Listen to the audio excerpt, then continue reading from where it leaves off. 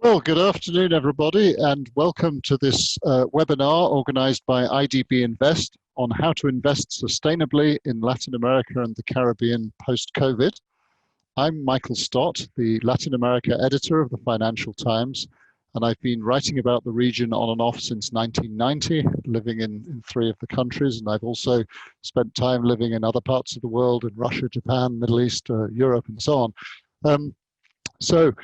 I wanted to give you some announcements before we start, very briefly, because we have 1 hour for this seminar. We want to go fairly briskly so that we can get into the meat of it quickly. So we have around 1,000 people connected today, so thank you to everybody for joining. But that means, of course, we'll keep microphones and cameras of participants off during the session to optimize the quality of the experience for everybody who's on. We can offer you translation into Spanish and Portuguese, and you click on the world icon in the lower part of your screen to access it. And most importantly of all, we've set aside some time at the end for questions from you in the audience. And please feel free to submit those questions using the Zoom question and answer option, which you'll find on your screens. And of course, you can also like questions to push them up to the top of the list and improve their chances of getting asked.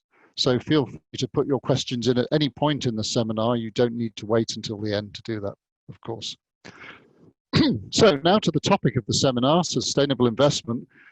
Latin America and the Caribbean, as I'm sure you all know, is one of the hardest hit regions by the COVID-19 health and economic crisis. The World Health Organization has described it as the epicenter of COVID, and it's suffered roughly 43% of global daily deaths for the last 3 months. Capital inflows as a result have slowed significantly. The economies of the region have been seriously hit, among the worst hit in the world, some of them. But of course, every crisis brings opportunities. And it's the opportunities we want to focus on in this session about sustainable investment.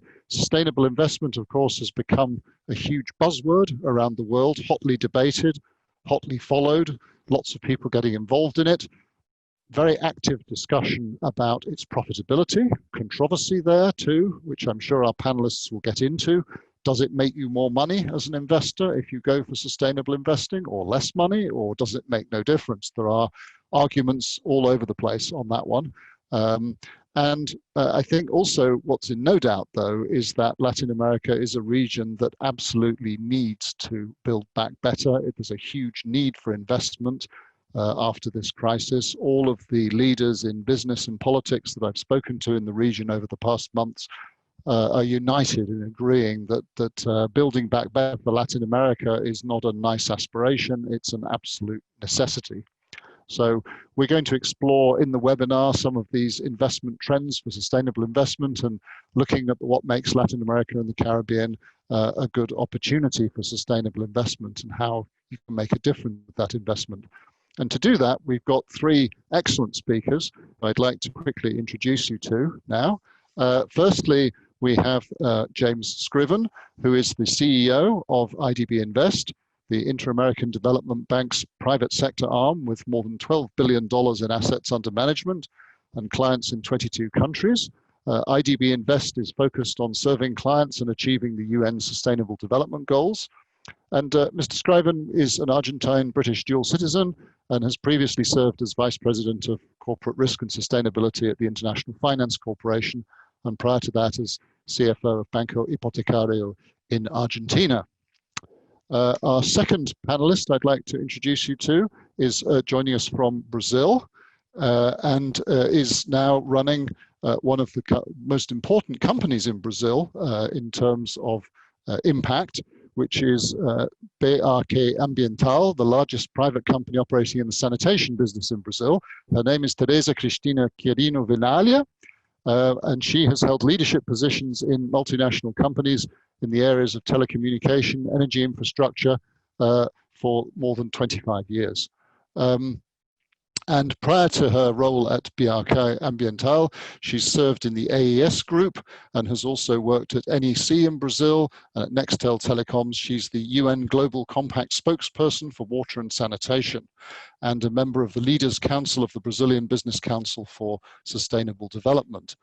Our third speaker is Scott Mather, from Pimco, and he's the CIO for US Core Strategies at Pimco and a managing director in the Newport Beach office, a member of Pimco's investment committee, and he oversees ESG portfolio integration in the US.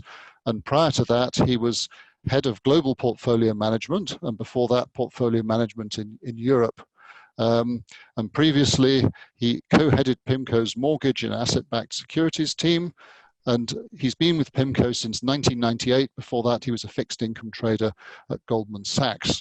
26 years of investment experience, so amply qualified to discuss ESG topics.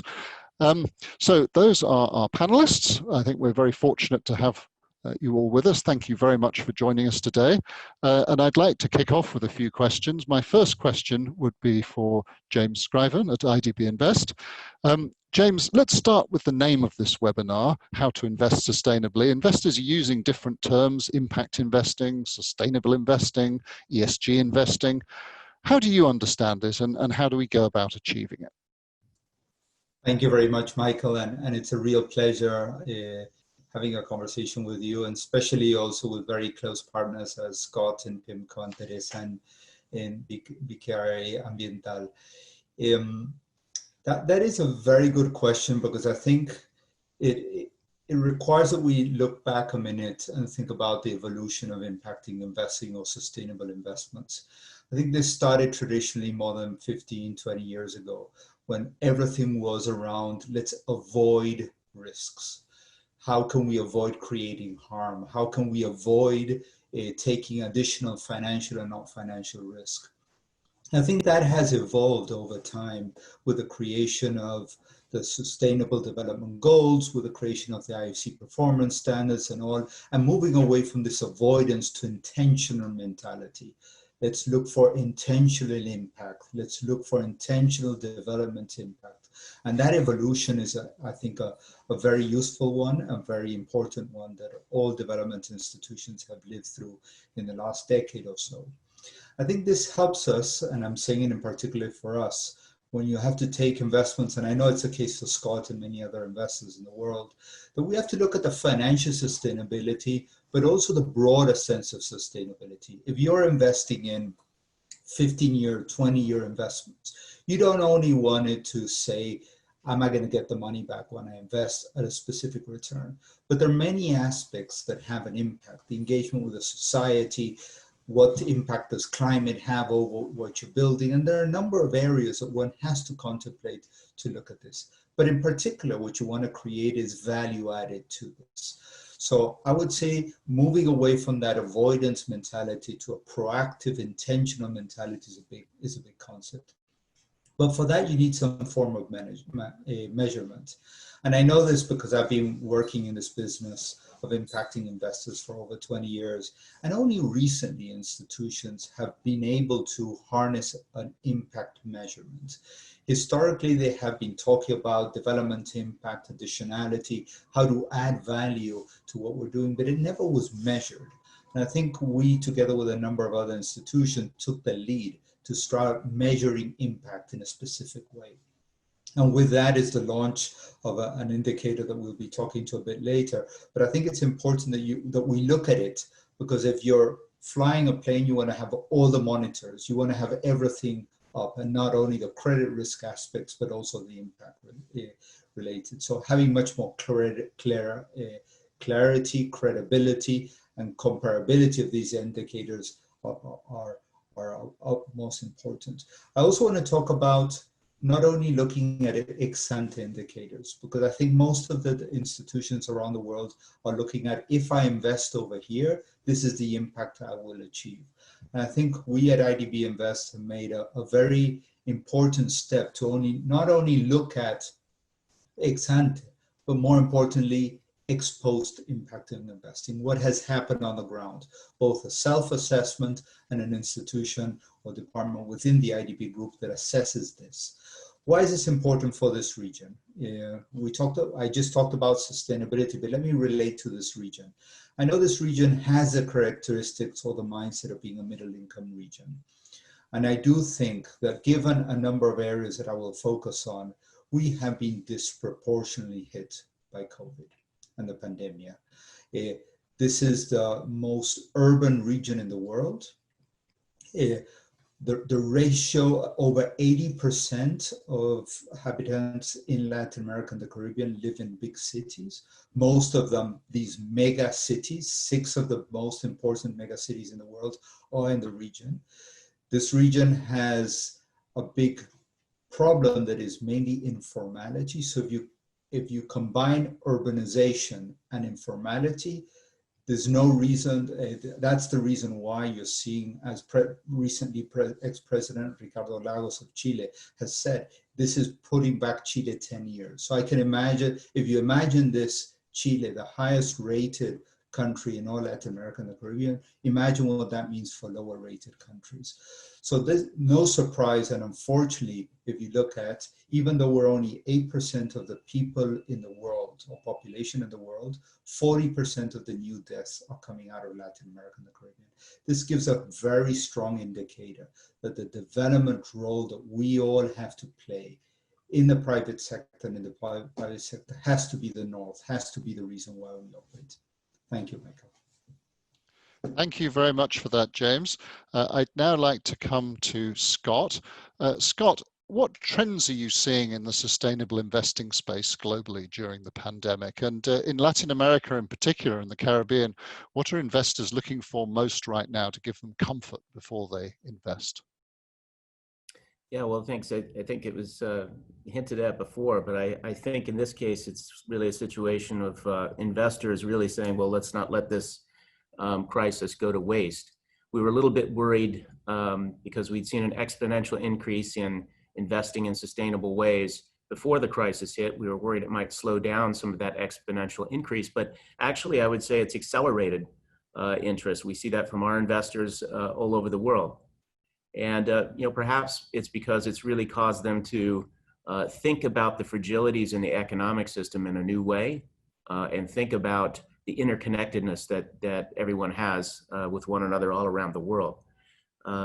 So there's definitely an acceleration in interest in aligning investment dollars with sustainable investments, and so it's very good to see. And I would say too, there's this nonstop sort of, as you mentioned, this nonstop debate about performance. What does it mean for investors to invest in a sustainable way? We think the right way to characterize it is that a focus on sustainability issues delivers better risk-adjusted returns.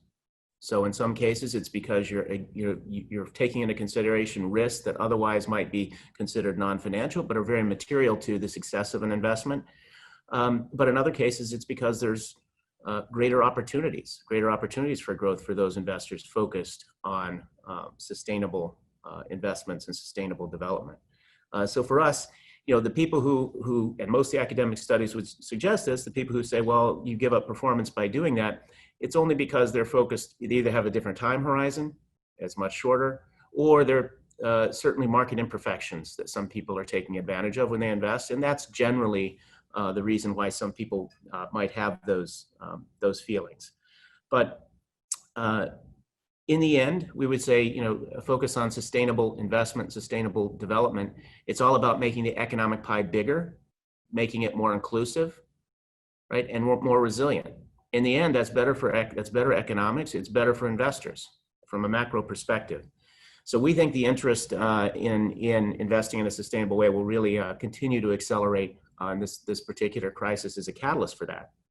A couple of other observations about what we see happening as a result of this crisis. I mean, the sustainable development goals as sort of the most important language of sustainability for investors has really gone mainstream in the last couple of years, and I think it's taking a step up because of this particular crisis. And we've always thought that that's a good idea because there is, as you started out with your questions about, there's a lot of terminology in this space, but there's something that we can all get behind as the sustainable development goals and the language that comes from that. And certainly that's, it's great to see IDB has certainly embraced that in terms of their reporting and in terms of how they've integrated that into some of their tools, like their Delta tool. Another thing that we're seeing is a real acceleration this year, and this is directly as a result of the crisis, just an explosion in the issuance of what I would call, they're not necessarily green bonds, just call them, they fall under the umbrella of sustainable bonds or sustainable loans. So they're sometimes called social bonds, sometimes SDG bonds, sometimes COVID-19 response bonds, those types of things. But they all fall under an umbrella of sustainability-linked financial instruments. And we would say green bonds are a subset of that. Green bonds are now $1 trillion market and still growing rapidly. But we think the overall universe under this sustainable bond and loan universe can be much, much bigger than the green bond universe. So that's an important development really brought about by this particular crisis. I think the other thing that's happened is it's caused a lot of people to really focus on, I think, the other big existential threat that's on the horizon, which is climate change. It's the one that I think is best described as, think about it as a pandemic, that a new one that comes every year. It's worse than the year before, and it never goes away. And that's what climate change will be if it's not addressed, and it will impact our ability to do virtually everything else and to invest sustainably in so many other things. So there is a renewed interest in really addressing those particular issues and making sure that that's part of the building back better. And there's much more investor interest in aligning with that going forward. And lastly, I think there's a bigger interest to think about new ways to partner together. I mean, IDB has been great about this. Events like this are an example of that. But there's a new willingness to think about, well, how does the private sector interact with different institutions in the development world and with sovereigns to truly, really put dollars to work in a new way. And specifically, I think with respect to Latin American and Caribbean countries, what investors are looking for, I think, to give them comfort, as you suggested, is more transparency and better roadmaps. It's very difficult for anything to be sustainable. There has to be growth, but there also has to be a sustainable debt profile in the future. Those two things have to come together. And so, that's what really will give investors comfort, that there's a roadmap to cause things to stabilize, to get growth back to where it needs to be to support even greater investment. And so that's why I think there's a real need for those roadmaps to be created and for them to be explained to the investing universe. And that could come from sovereigns, it could come from all sorts of development institutions. And I think specifically with respect to the opportunity for investment in Latin America and Caribbean countries, one of the new things the crisis has brought about is a very low return environment if you're investing just in the developed world. Very low yields and very low expected returns from many equity investments too, because the growth profiles are going to be much lower for a long period of time than we'd like. But that surplus of savings that's looking for a home can find higher return investment opportunities in Latin America.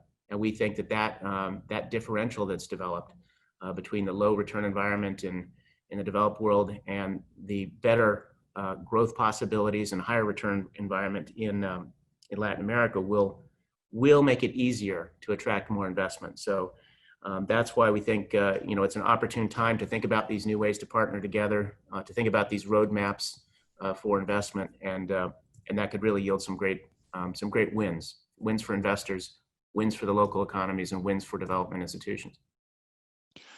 Thank you very much for that answer, Scott. And I must say, with my journalist hat on, I like that rather scary description of climate change as the sort of eternal pandemic that comes back every year, worse than the year before. A question now for Teresa. We want to talk a bit about Brazil, obviously by far the biggest country, biggest economy in the region, so crucial to ESG investment. While companies may be measuring and monitoring their ESG impact on a national level in Brazil, the narrative is, to put it politely, rather different. How can Brazilian companies cut through that Brazilian political noise? And how's the pandemic changed how your company, BRK Ambiental, monitors and measures ESG? Okay, so thank you, Michael. Well, the three aspects of the ESG, the environmental, the social, and the governance, corporate governance, I'd say that's totally applicable to the Brazilian current situation. As there are more than 5,000 municipalities demanding water and the sewage in a geographic area as large as Europe. And the challenge and also the opportunities are huge. Brazil is a country with 200 million inhabitants, but we are still struggling to make all its population having access to basic sanitation. Today we have 35 million Brazilians without access to potable water, and 100 million, which is the half of our population, without access to sewage service. And the COVID pandemic put an additional pressure on the sectors of health and the social care, where clean water available for everybody plays an important role against the virus propagation. And recognize this immense challenge, the Brazilian government and the Congress approved last June a new law for those services. And this law, Michael, that enable a structured regulatory framework will create the required conditions to launch a robust cycle of infrastructure buildup. The Brazilian government studies shows that more than $100 billion is needed in the next 10 years to reach the universalization of water and the wastewater. And in parallel, the pandemic put the economy under extreme stress, and these new investments in infrastructure will be crucial to restart the Brazilian economy. So from our side, from BRK side, we are working since 2017, when we assumed the company, in all the three aspects of the ESG agenda. And I'm going to give you a brief example of this agenda. On the environment side, we have a planting of seeding program to protect water resources, which is our core business, and to protect water resources and also the river habitats. And the last year, we protected by planting of seeding an area equivalent of the Central Park in New York. On the social side, we have a broad investment program which has benefited 1 million people since 2017, including training programs for plumbers, men's and women's, promoting income generation across the local communities that we are serving, and environment education projects for students in the public schools. And we are also on the social side stimulating social innovation by accelerating startups focused on the sanitation related solutions. And of course, on the governance, corporate governance, we implemented very high standards of corporate practice, especially a robust compliance program. And in 2019, it's the same, it's in 2020, because it's a recurrent program. 100% of our more than 5,000 employees, from the top management to the field crew, were trained in compliance practice. So we feel that this is something that needed to be in the center of any company agenda. And that's what we are really doing here in a very challenging, but also a very scenario with plenty of opportunities in Brazil. Thanks very much for that, Teresa. Now, if I could come back to James, just wondering, James, what you think is the downside of not having internationally agreed impact measurement standards. And, you know, with the rise of COVID bonds, which were mentioned by Scott, less rigorous regulations in some markets, is there a risk of social washing, do you think? Yes, I mean, we've heard a lot of what we call greenwashing, sustainable washing, and a number of different ways. And I think that's why, as part of our sustainable investment approach, we launched what is called the Risk Management COVID Guidelines, and this impact management framework that gives an approach to how we look at investments. I think the lack of a good measurement creates confusion. Today we have a number of different stakeholders, in our case our governments, but also communities, but a number of other investors like Pimco and BKR Ambiental that have a number of stakeholders that are looking at the impact that our companies is having. So in that context, it's extremely important that we apply the same rigor that we have to our financial performance on the environmental, social, and impact investing. Those are the same. And hopefully this becomes a general practice with all investors. I'm saying it because a number of investors looking at it in different ways. So having a standard of how it is applied and the rigor is of utmost importance. Thank you.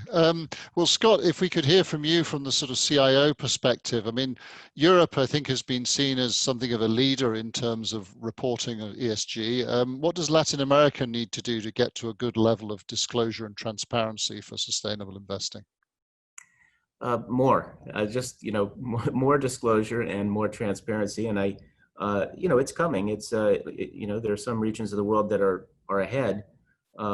But, the good news is that there's been a lot of progress in terms of people developing frameworks and sort of the common language of how to do it. There's great tools, like I mentioned, IDB's Delta tool is a great way for people to look at, measure, and importantly, continue to report on different types of projects. But there's lots of frameworks that have been very well developed in the past few years that mean that people don't have to reinvent the wheel when they're looking for different types of information. There's things like the Sustainable Accounting Standards Boards that have templates for more than 70 different types of industries.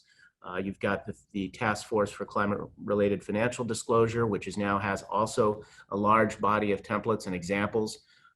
So both investors can go there and issuers or people seeking investment can go there and see the types of things, see perfect examples of what investors would like to see, both on an ex-ante basis as well as an ongoing basis. And so I think that's really going to make it much easier. And I also think there's for Latin American, Caribbean countries, I think there's a great opportunity to take advantage of their voluntary national reviews that are conducted through the UN and others to sort of lay out the roadmap for investment, what the priorities are from the state budget, what they're seeking from the private sector, and really help prioritize and guide investors into those places. So we've been working with others to try to get both those voluntary national reviews to outline those roadmaps for investment, but also to find it, build a tool that makes it easier for investors to connect with these opportunities and easier for them to look at the wide range of possibilities, decide what really is the correct investment for them and their investors, and begin that conversation. Kind of the last observation is, I think, while I said more information is critical, there is also, we sort of sense the possibility that people are letting the fact that information is always going to be imperfect get in the way of more disclosure and of moving forward. And we think that's a mistake. I mean, investors deal with uncertainty all the time. We're never going to get it right. We're always going to make forecasts, and they're always going to be wrong. But the important thing is, we're used to dealing with the imperfection. Give more information. Don't let the struggle for perfection get in the way of moving forward. And so we think if both issuers, those looking for investment, and other investors that feel as we do approach it from that perspective, then it should open the doors to a lot more investment going forward. And that's that's certainly what we're hoping for. Thanks, Scott. And just quickly as a follow-up, I mean, are there any countries or markets you'd single out in Latin America as having done a particularly good job on forcing better ESG disclosure? Well, you certainly see, you know, in the case of Latin America, I mean, I think there's some that have taken big steps forward and some that have gone on pause, and understandably so. This crisis is really challenging. So, you know, I think it's easy to look for, as James mentioned, the higher rated countries generally have done a better job, but typically they have more resources employed in that area. I guess we're just hopeful that that it broadens and it deepens. There's certainly more that everyone can do, and not just the higher rated countries, but that's typically been the way it's been. But there's plenty of room for everyone to improve. And as I mentioned, as an investor, we're not frightened away from opportunities just because people haven't had the experience or haven't had the ability to disclose in the same way that maybe their neighboring countries or neighboring competitive companies have had. Because and the other thing I think that's been missing is people haven't had these templates. Right. Okay, so that's why we're optimistic, just saying there's so much out there now that it does, you know, it doesn't take a lot of resources and it doesn't take a lot of creativity as used to be needed to bring your level of disclosure up to the level of those that are best in the region. Okay, thank you. And if I can come back to James now, I mean, we've talked about the need to build back better. What new projects and deals are you trying in Latin America and the Caribbean to counter the impacts of COVID on the region? Great question. I think we in the investment community have a responsibility to lead and show the way. And I think if you look at the issuances that we have done, both IDB and IDB Invest in the market, are all in the context of what we call social bonds or sustainable bonds. But let me focus on a few examples that we've done with clients. And I'm saying this because in the context of a pandemic, there is a lot of room to build back better. So a few examples. One, last week we issued the first performance-based incentive in gender bonds in the world with Banco de Vivienda in Colombia. Second, together with Banco de Guayaquil, as you know, Guayaquil has been one of the hardest hit cities in the entire Latin America and the Caribbean. And we work together with Banco de Guayaquil to enhance their program that's called Banco de Barrio. And in that context, we helped them issue and guaranteed a social bond. Last but not least, working with a manufacturing company, a textile company in El Salvador, they're called El Catex, so working with the supply chains to adapt their production to create more masks and more protection for social workers, health workers, to be able to be protected from the pandemic. So I think these are good examples of how we've worked with a number of our clients to be able to adapt their responsibility to be much more open and much more sociable. So I think in that respect, these concepts of social bonds, green bonds, gender bonds are leading the way, because we're attracting investors from within the region and outside of the region by using our very strong rigor in how we measure ex-ante and ex-post development impact. Thank you. I'm just curious, you mentioned it was a first, the gender bonds. Can you just say a little bit more about exactly what the gender bonds are and how they're different to what's come before? Sure. There is, if you look at the financial system around the world, there is probably between 45 to 50% of the SMEs in the world are either managed or controlled by women, but only less than 10% of those SMEs have access to financial services. That's why we, together with many other multilaterals, have focused on women entrepreneurs as a way of bringing people out of poverty or creating opportunities for women. One aspect traditionally you probably all heard about a lot is the microfinance business, where in that area, something that has been created in places like Bangladesh and India and has been working very successfully across in countries like Bolivia, Peru, Chile, Mexico, and others. That has been a very important tool to be able to access financial services for micro entrepreneurs, that primarily most of them, 90% of those are women. But there is a missing middle, that is SMEs managed by women. And these have much less financial services. So when we think about a gender bond, when we think about that business opportunity, we're looking at a section of the population that today has less access to financial services. So we've got a measurement of what we call gender bonds and how we channel that money to women entrepreneurs to expand their own businesses. This is an example that we did with Banco de Guayaquil. We worked together with WIFI. WIFI is a program being managed by the World Bank, where a number of different donors have participated and given the World Bank the management of what we call concessional funds. And we created what is called a performance-based incentives, in which we provide a bond to Banco de Guayaquil, and when they continue to increase their portfolio of women-owned SMEs, we give them a rebate with a lower interest rate. Why? Because we do believe, and we've seen around the world, that women pay better. So in that respect, we feel that this performance-based is actually adapting the reality of the performance of these segments of the population. Thank you. And just one question for Teresa before we open it up to the audience Q&As. Teresa, we've talked about how urbanized Latin America is, one of the most urbanized regions in the world. Do you think technology is going to help Latin America de-urbanize and create opportunities for smaller, maybe more sustainable towns or cities?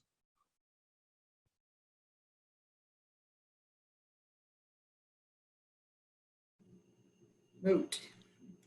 So what I was saying, Michael, is that at the level of urbanization and the way the cities are organized has a long historical evolution and a reason. And in Brazil, we could say that, taking São Paulo as an example, the government are looking to maximize the use of the existing infrastructure. And under this concept, the people has to live near to the jobs they have and where the existing infrastructure can be maximized, like electricity, telecommunication, water, sewage, transportation, hospitals, and etc. And this solution can minimize the creation of a new infrastructure, but at the same time, maximize the use of existing one. And as a long-term view, the process to de-urbanize make all sense for better quality of life. And for sure, new technologies can have an important impact, like remote work, schooling, remote health support, as we are seeing right now during the pandemic. And the sustainable cities will demand the supply of renewable energy, the proper discharge of sewage, the proper construction of ecological buildings and houses, and so on.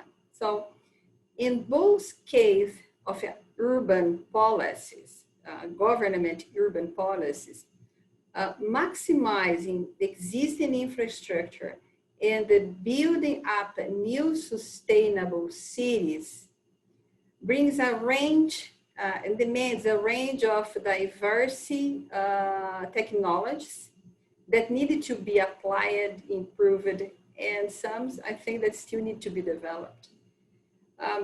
Just bringing to the sewage and sanitation sector and to BRK, we are working with the solutions to provide sanitation service to attend urbanized and not urbanized areas. We serve a broader range of municipalities, those with 2,000 inhabitants and those with 4 million inhabitants. And given these extremes in number of population being served, innovation and technology are crucial. Just to give you an example, we are implementing treatment plants based on innovative technology that take up less space in more populated areas as well as individual treatment plants for rural areas. And we also have harnessed technology to handle the disposal of sludge that's from the results of sewage treatment. It's a very critical part of the treatment chain. And also a technology to reduce water losses that in Brazil reached the amazing 40% level. So that's the way we see that technology can really support small and large cities to handle all this challenge. Thank you, Teresa. Shocking figure, that 40%. Good Lord. Well, I'd like to come now to some of the questions. You've got some excellent questions, so many thanks to everybody who's attending the webinar for putting them in, and do feel free to keep contributing. I'd like to start with one from Ursula Salinas, who asks an excellent question. How can Latin America and the Caribbean attract more resources to aid in the recovery when other emerging markets like Asia are recovering quicker? So Scott, with your sort of global lens here at Pimco, I mean, how does Latin America stack up here? You know, Ursula's right, Asia's growing much faster. Why should investors bother with Latin America? Well, it is true, right, that, for a host of reasons, many countries in Asia have fared better on exiting the crisis thus far. But in many cases, the investment opportunities aren't necessarily as great. Yes, there's certainly some fast-growing economies, but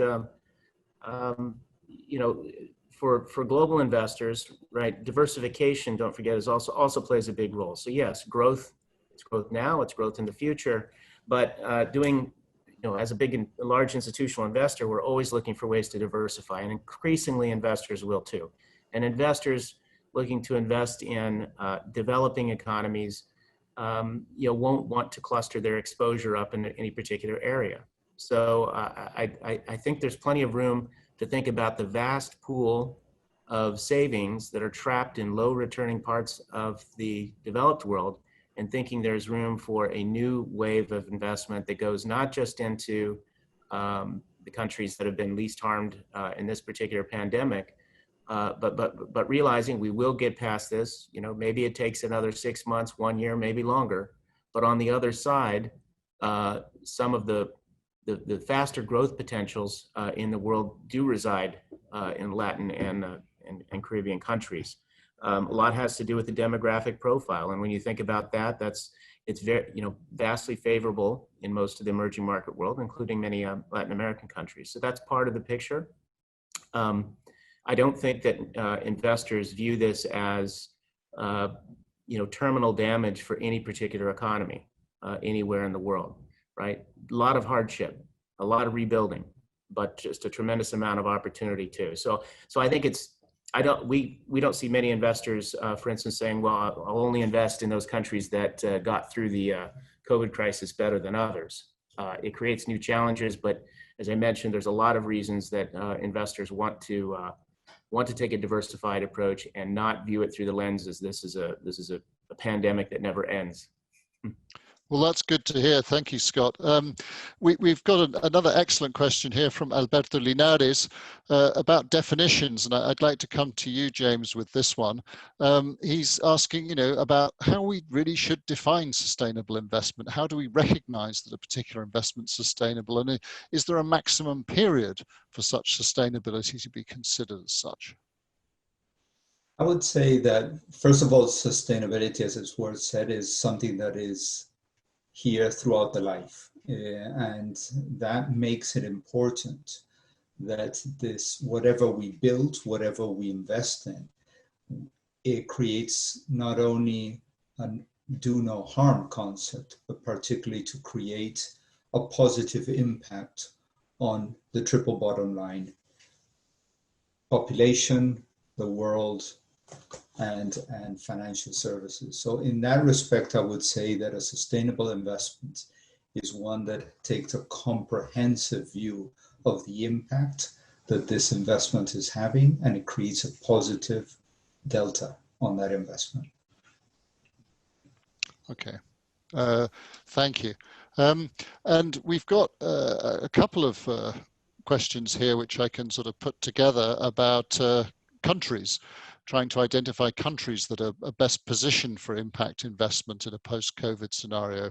Javier Gracias asking about that, and Laura Hills has a similar question. So can one of the speakers identify 3 to 5 factors that distinguish the highly rated countries from the rest? What core characteristics set those countries apart? So where do we think the countries are that are best positioned for impact? Maybe Scott, you could help me with that one.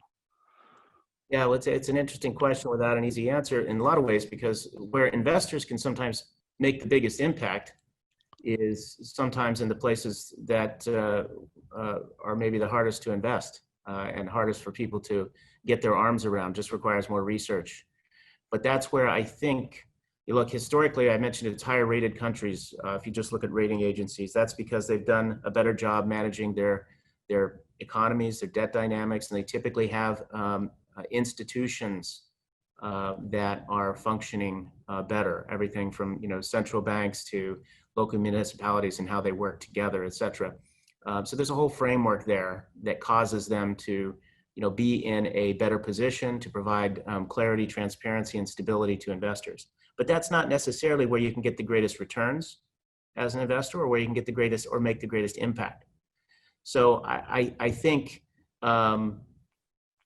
what I'm encouraging people to do on this particular webinar is to think about thinking about looking for those places that maybe they haven't looked before, that might be harder to invest, but where they can have a big impact and where the financial returns might be greater because there's just been less focus and it's more difficult to invest from the institutional perspective. But it doesn't mean that it's inferior. In fact, it could be better. And that's where partnering with willing, enable institutions that have so much experience and have the people on the ground like IDB is really powerful. And so that's what we're looking to do. Look for those new opportunities that maybe have been overlooked because they're too hard to find, or they've been too small, and so, or they've required partnerships, some sort of blended finance type of approach that all the pieces haven't been brought together yet.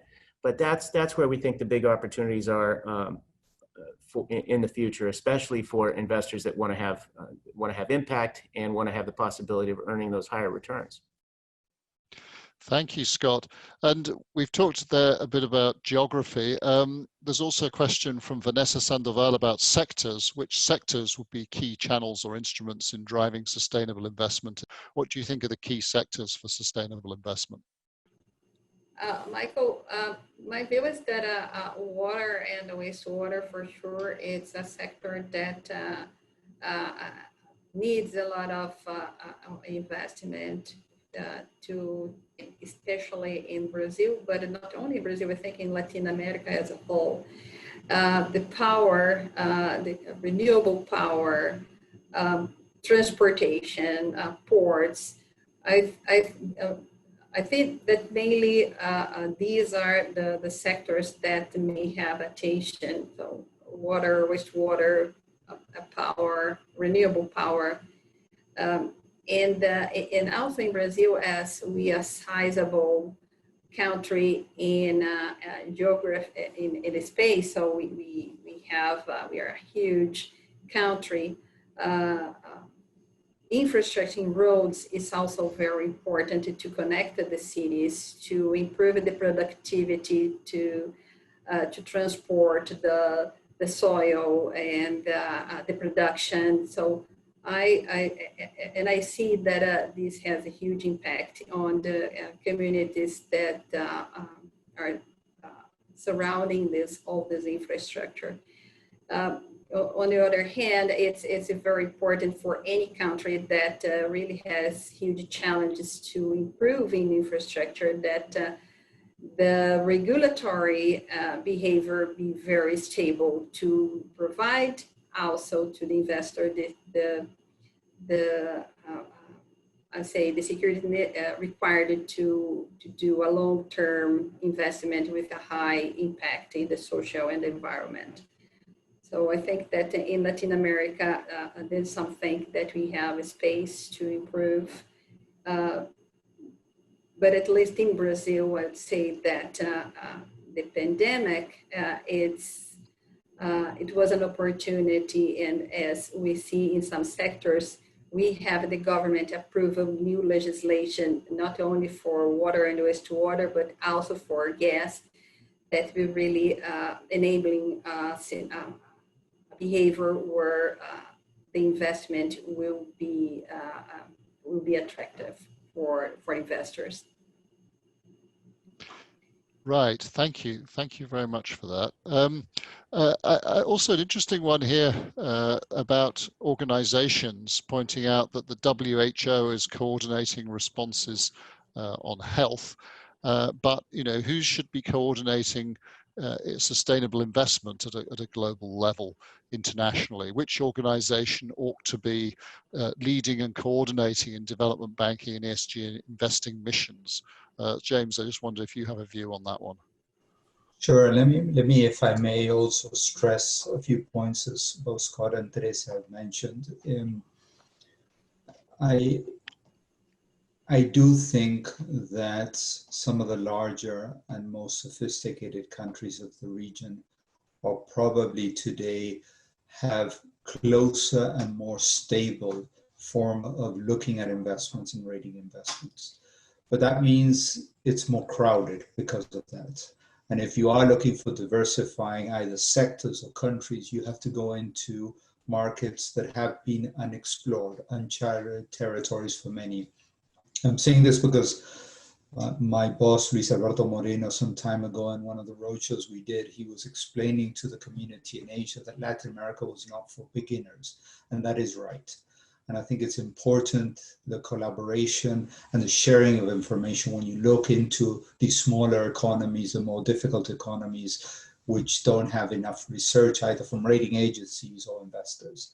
And moving into global coordination, I think the UN Development Goal, the UN played an enormous role for the society of creating the UN Development Goals.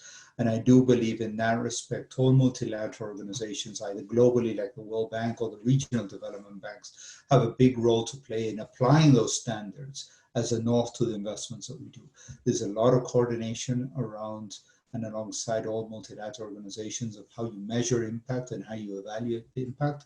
So I would say that the answer to that is the global or regional development institutions that have been doing this for either 60 years or 30 years or 40 years, depending on the region, in our case 60 years, are the best actors to harmonize, but also accompany hand-in-hand investors into this space. Thank you, James. And there's a very specific question here for Scott at Pimco from Roberto Peralta. He says, does Pimco have a preferred country or sector or SDG to invest in Latin America? Well, I think that I'm not going to, name and shame individual countries. As I mentioned before, it's not really sort of our view that I mean, some are certainly more difficult to find investment opportunities than others, but sometimes that's where the greatest rewards and impact is. Look, for Latin American and Caribbean countries, there are so many sustainable development opportunities and needs, but we tend to be very focused more on the infrastructure. I mean, the infrastructure can, in many cases, it's the enabling mechanism, or financial institutions. And James talked about some of the initiatives there to sort of broaden economic opportunity. Those types of, those two areas are most interesting to us because you can think about them as enabling forces. I mean, yes, there's other great needs, both in health and education and all sorts of areas. But if you don't solve some of the basic needs, then, and of course, those are very capital intensive and in many cases takes a lot of investment dollars, but that's where institutional investors such as ourselves can play a bigger role. And working to sort of pool those investments in a new way, and we've been working with IDB and thinking about some new concepts there. Because one of the issues is for instance, one of our clients, very many of them, they may have a large group of assets, but to take just one exposure, in one country may be a good investment, but it's just too burdensome for them to think about doing that. So how can we pool opportunities together and present them that diversification that they're looking for, and give them the size that they want, where it's meaningful enough that they can devote the resources to track it, to work with it, so on and so forth. So I think that's the answer, rather than trying to think about, you know, the one country where it might be easiest and where it might be the most crowded in terms of a lot of investment dollars already looking to be put to work. Okay, thank you, Scott.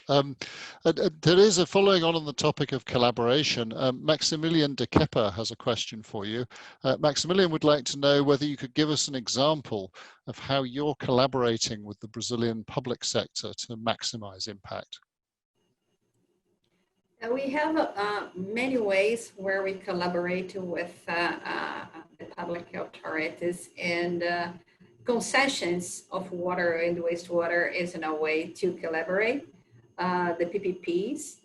But more than the concessions, we develop program in the local communities that helps the municipality on creating jobs, and also to have a broad environment awareness for the children.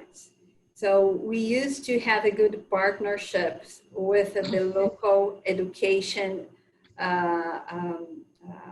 organizations linked to the municipalities, and also the environmental secretaries in each cities that we operate, to try to establish a positive agenda that help the municipality to see that all the benefits of preserving our rivers, the benefit of investing in pipes underground to collect and treat sewage, because we are preserving our rivers.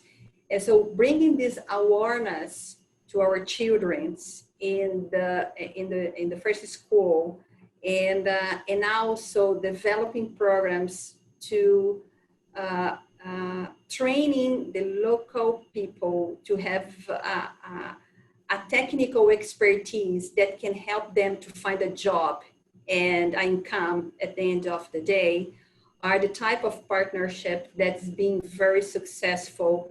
And this is being successful in those cities where we have 2,000 inhabitants, and those metropolitan regions where we have 4 million inhabitants. So I would say that we were able to develop this program in a way to where we can have scalability, so we can share all over the places where we are operating. Thank you. Thanks. And I think there's just want to squeeze in a very quick last one to James before we wrap up, which is from David, who asks, you know, we've seen a huge increase in social and sustainable bonds, 87% more on average this year than last year. What do you make of this? Do you think this is a good thing? Is this going to end in tears? What's your view? I hope it never ends in tears. I hope it ends in clapping. And I do think that it has a lot to do with how today the society is looking at investments.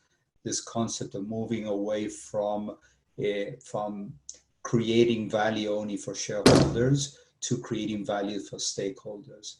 And many CEOs around the world, including Jamie Dimon and others, have subscribed to that concept of creating value for all stakeholders.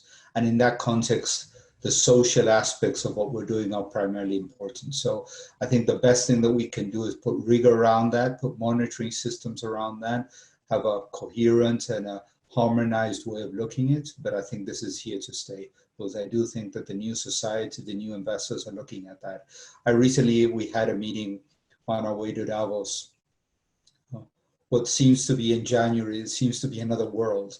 But actually, we're having a conversation with UBS, one of the private fund managers in the world, more important with family businesses. And they were saying that while the mother or the father that created the wealth, all their sons and daughters have inherited that wealth, they're no longer asking questions about the risks, the returns. They're actually asking about, am I having a positive impact on the environment? Am I having a positive impact on society?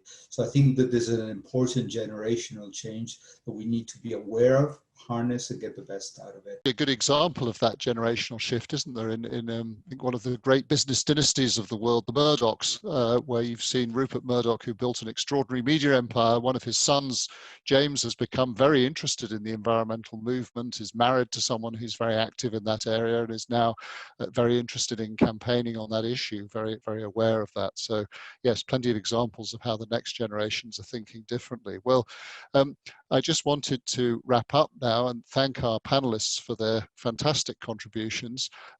James, for all your insights from the IDB Invest perspective, Scott for the Pimco view from the investor side, and Teresa from the Brazilian side there at the coalface, working on projects that are making a difference every day to millions of people's lives. And to thank all of you for attending and participating and for all your questions.